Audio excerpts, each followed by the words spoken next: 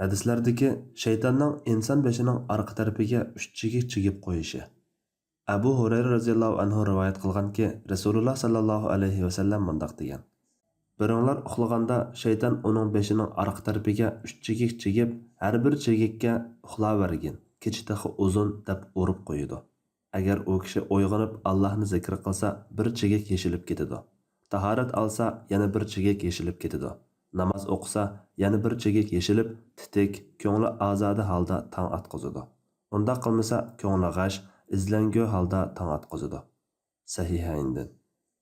Shayton davomli insonning taat ibodatlarini qilishiga, bo'libmi kechasi tahajjud o'qishiga va bomdodni vaqtida o'qishiga to'sqinlik qilishga tirishadi. Uning sharridan saqlanishning yo'li bo'lsa, Alloh taoloni yod etish, tahorat ilish va namozga turishdir. Shaytonning yipni chigib tugun selishi haqiqiy ma'nosida tushunilganda, sehrgar sehr qilganda dam solgandek bir ishni qilib, texami puxtalash uchun chigikka qo'li bilan urib qo'yishini va uxlagan kishining buning ta'sirida uzun uxlab ketishini ko'rsatadi. Bu hadisning Ibn Majah, Imom Ahmad rivoyatlarida 3 chigiklik yip deyilgan. Buni majoziy ifodalash deb tushunilganda, ko'ngliga vasvasa selishni ko'rsatadi. Hadisda nima uchun beshining orqa tarafi tilga ilingan?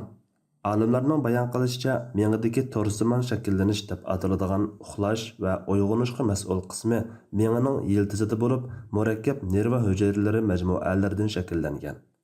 U boshning orqa tarafiga joylashganlikdan yo'lin bilan tutishib, giralishib ketadi ekan. Bu markaz miyaning tashqi qismiga nerva orqali qo'zg'atish ishorasi yo'llasa, miya uyg'onsa, uni bog'lab olgan taqdirda uxlayotgan kishi uyg'onolmay qoladi ekan. Demak, hadisdagi beshining orqa tarafi degan ibora miyadagi uxlash va uyg'onish markaziga ishoradir. Doktor Abdul Aziz rahmatulloh. Sajiya Islom bilimlari to'g'ri.